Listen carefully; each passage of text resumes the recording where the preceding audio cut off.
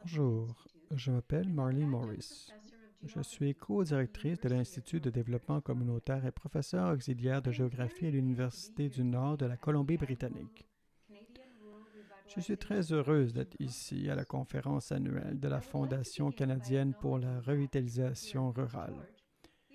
J'aimerais débuter par reconnaître qu'ici, à Prince George, nous sommes sur le territoire traditionnel des Clinton et que dans cette présentation virtuelle avec des gens de partout au Canada, j'aimerais prendre un moment pour reconnaître et saluer tous les territoires traditionnels sur lesquels nous sommes virtuellement réunis. Ma présentation d'aujourd'hui s'appelle Venir ensemble et comment cela nous a changé. Le développement de la ville de Fort St. John. Fort St. John est situé dans le nord de la Colombie-Britannique. La plupart des gens la connaissent comme la capitale du pétrole et de gaz de la province, mais la réalité, c'est que Fort St. John est beaucoup plus annoncé et complexe. La ville de St. John a beaucoup à offrir. Elle a un large éventail d'installations, de programmes, beaucoup de possibilités d'emploi. Elle a des organisations communautaires sociales solides. Et les personnes qui se soucient de leur communauté et y contribuent. En 2017, la ville de Fort St. John a conclu un partenariat de 4 ans avec l'Institut de développement communautaire. L'objectif de ce partenariat était de comprendre les tendances et les trajectoires qui façonnent l'avenir de St. John et d'engager, de mobiliser les organisations et les citoyens à travailler ensemble pour saisir les opportunités et relever les défis et naviguer dans le changement.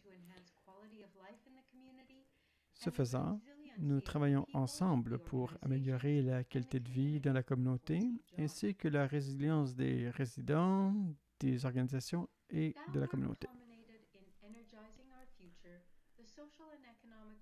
Ce travail a abouti à la création de Energizing Our Future, le cadre de développement social et économique de St. John. L'objectif de ce cadre est de fournir une orientation et des outils pour établir une base solide qui soutiendra le développement social et économique futur de St. John. Le cadre reconnaît que toute la communauté devra travailler ensemble pour réaliser cette vision et son avenir. Bien sûr, il reconnaît qu'il doit préparer le terrain pour que toutes les facettes de la communauté s'engagent dans un voyage ensemble pour saisir les occasions et relever les défis. Et ainsi, guider la ville de Fort St. John et la communauté dans son ensemble pour améliorer la qualité de vie et renforcer l'économie de St. John. Maintenant et dans l'avenir. Ce cadre n'est pas destiné à être un autre rapport qui va mordre la poussière. Il a été conçu pour être un document vivant, pour être repris par l'ensemble de la communauté. Même avant que le rapport soit officiellement lancé, nous avons déjà fait de grands pas. Les organisations et les gens travaillaient déjà pour faire de ces actions de ce document une réalité.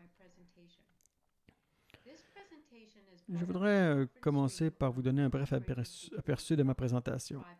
Cette présentation s'écrit dans le cadre de la conférence sur la création de passerelles entre le secteur public et le secteur privé et la société civile.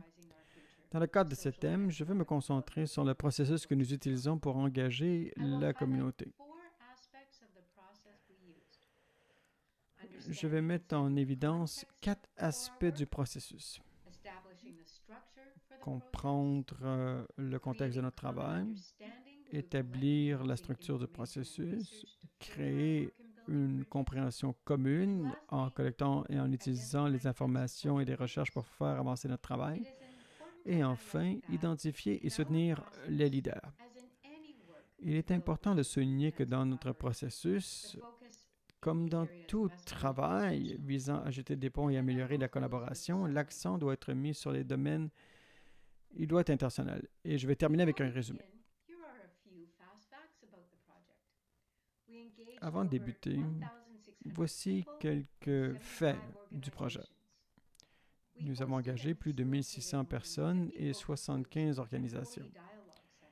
Nous avons accueilli et animé plus de 50 groupes de discussion et 40 sections de dialogue. Nous avons produit 31 rapports.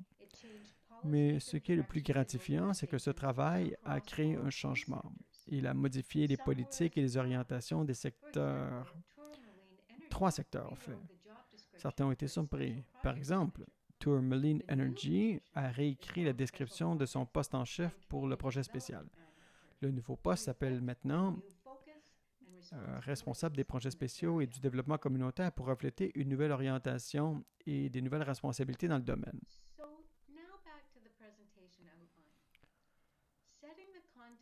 Maintenant, revenons à la présentation. En établissant le contexte de notre travail à Fort St. John, l'étape la plus importante dans tout le processus était de comprendre le contexte. Le contexte a permis d'établir la légitimité du processus. Il a également donné de la crédibilité au projet. Nous avons défini le contexte de notre travail en établissant 4 principes. Premièrement, le processus devait appartenir à la communauté et être dirigé par celle-ci. Nous savons qu'un changement durable se produit lorsque les gens se rassemblent pour créer un changement à la base, à partir de la communauté. Et c'est cela que nous voulons initier et soutenir. Je pense qu'il est probable que nous soyons tous impliqués dans un processus dirigé par le gouvernement. Trop souvent, cela se transforme dans un exercice où les gens se contentent de dire au gouvernement quoi faire. Ou cela se transforme en un processus dans lequel le gouvernement dit aux communautés quoi faire, même s'ils n'en ont pas vraiment la compétence. On ne voulait pas aucun de ces résultats. Ce principe a contribué à notre crédibilité au sein de la communauté.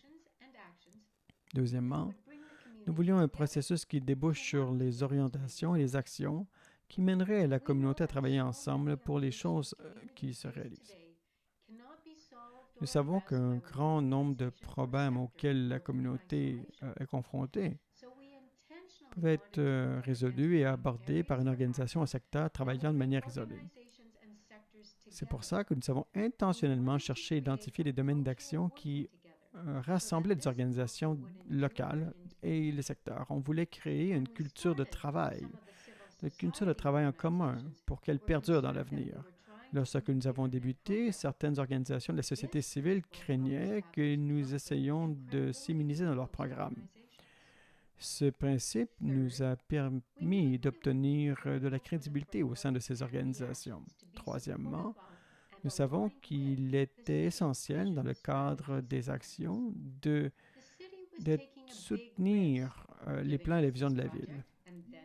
La ville prenait un grand risque en nous confiant ce projet.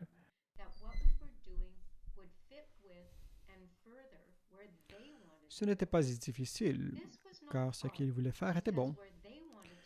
Leur vision pour la ville de Fort St. John, c'était d'avoir une ville florissante où la nature vit, les entreprises, les familles sont prospères, actives et qu'il y ait de la diversité et qu'elle soit célébrée. Cela a contribué à la crédibilité de la ville. Enfin, nous voulions assurer que le CDI soit ancré dans la communauté. Nous voulions avoir un personnel qui vive avec les résidents de St. John, qu'ils aient des relations, qu'ils travaillent avec eux, qu'ils les voient, par exemple, à l'épicerie, dans un sentier pédestre, qu'ils se rencontrent dans des événements avec la communauté.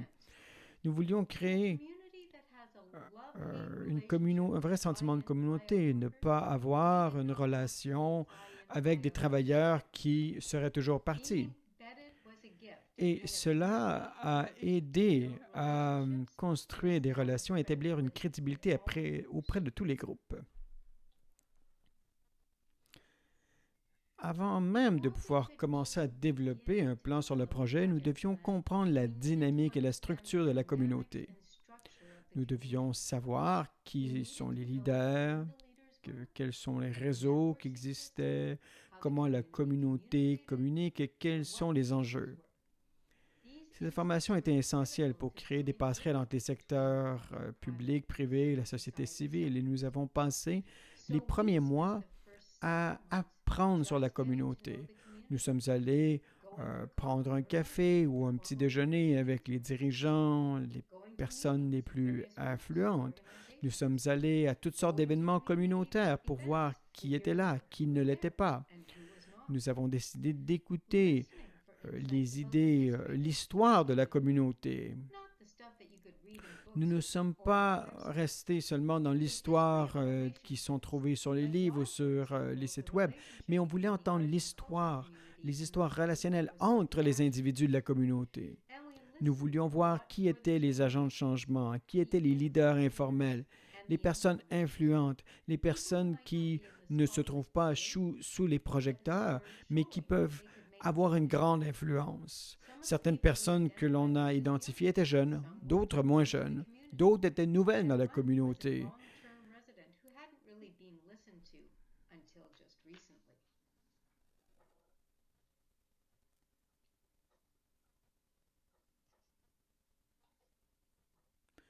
Et une fois que nous avons compris tout le contexte, nous avons conçu une structure et un plan. Ainsi, on a pu développer un engagement avec la communauté, le secteur public, privé et la société civile. Nous avons décidé de rassembler les gens de tous les secteurs grâce à toute l'information que l'on a recueillie à force d'en apprendre à connaître sur la communauté. Nous voulions nous assurer que l'engagement était positif, que le dialogue soit riche. Nous voulions créer un dialogue respectueux, réel, ouvert.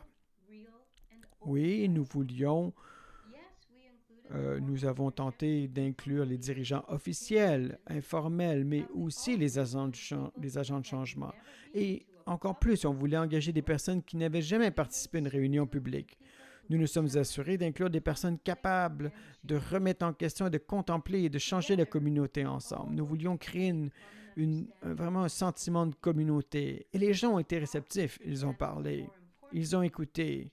Enfin, nous, on a écouté. Et là, en vérité, c'est que les gens en ont appris sur leur communauté et la culture de la communauté qu'ils ne connaissaient pas. Nous avons découvert qu'on devait créer un espace sûr, non seulement pour des personnes qui disaient qui exprimaient leur point de vue, mais c'était un endroit où on pouvait tous écouter. Et les valeurs clés, la valeur clé, je devrais dire, c'était qu'il n'y ait aucun jugement, que tout soit fait dans le respect, que tout soit fait dans l'ouverture, la sécurité, qu'on ne devait pas avoir honte d'exprimer nos émotions. Comme vous pouvez l'imaginer, les personnes du secteur public, privé, de la société civile ont une vision du monde très différente et une façon d'analyser des situations spécifiques complètement différentes l'une de l'autre. Ils fonctionnent différemment, ils utilisent des informations différentes pour prendre des décisions et ils accordent une valeur différente à chacune des informations qu'ils perçoivent. Et de combler, de faire un pont entre les différences est très important. De pouvoir comprendre le point de vue du groupe pour aller de l'avant est très important. Et pour ce projet, nous avons créé une compréhension commune en utilisant des informations et des données quantitatives et qualitatives. La première chose que nous avons fait est de dresser un profil de la communauté en utilisant ces données. Et cela a été une révélation pour nombre de personnes. Il y a eu quelques informations clés qui ont vraiment animé les discussions. Par exemple, les immigrants dans la communauté ont augmenté de 5 à 11 % de la population entre 2011 et 2016. Et le pourcentage de la population qui s'est identifiée en tant que minorité visible a augmenté de 5 à 12 % pendant la même période. Pourtant, Fort St. John se considère comme une communauté jeune et familiale, mais il y a un segment de la population qui connaît une forte croissance, en fait, c'est celui des personnes âgées. Les gens ne se rendent pas toujours compte de qui vit au sein de la communauté. Et il est important pour tous et chacun d'écouter les problèmes des uns et des autres. Et ainsi, on a pu inclure les nouveaux immigrants au sein de la communauté. Il y avait aussi une pression tacite exercée par des jeunes hommes qui quittent l'école secondaire pour tenter de travailler ou il y avait aussi l'impact du, du taux de chômage ou la faible analphabétisation des adultes. Enfin, il est important et très important de connaître la communauté des Premières Nations, les droits ancestraux, leurs traités, leur histoire, leur réalité culturelle. Et lorsque ces questions et d'autres semblables ont été soulevées, on a vu qu'il y avait un terrain d'entente pour de l'action commune. On a commencé à vraiment réfléchir ensemble, à planifier. Et c'est là que les choses ont commencé à bouger. Nous avons vraiment vu les trois secteurs s'unir pour transformer la communauté et améliorer la qualité de vie et le potentiel économique.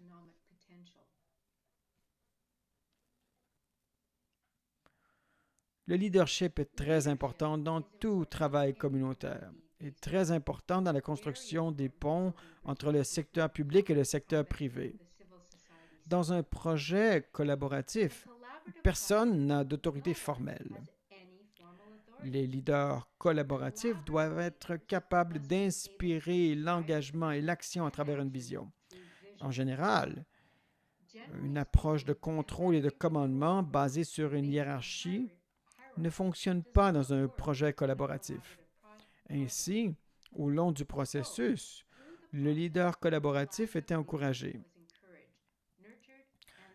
Des leaders sont ressortis de tous les secteurs. Les gens ont travaillé davantage comme partenaires. Il n'y avait pas la nécessité de définir toutes les relations par écrit. Tout cela s'est fait de façon organique. Dans ce cas, pour le CDI, celui-ci agit comme un rassembleur dans le but d'assimiler, d'analyser et de renvoyer l'information au groupe. Et parfois, il devait même être un traducteur entre les différents secteurs pour aider à faciliter la compréhension. Le but n'était pas de se plier à l'agenda d'un parti ou d'un autre.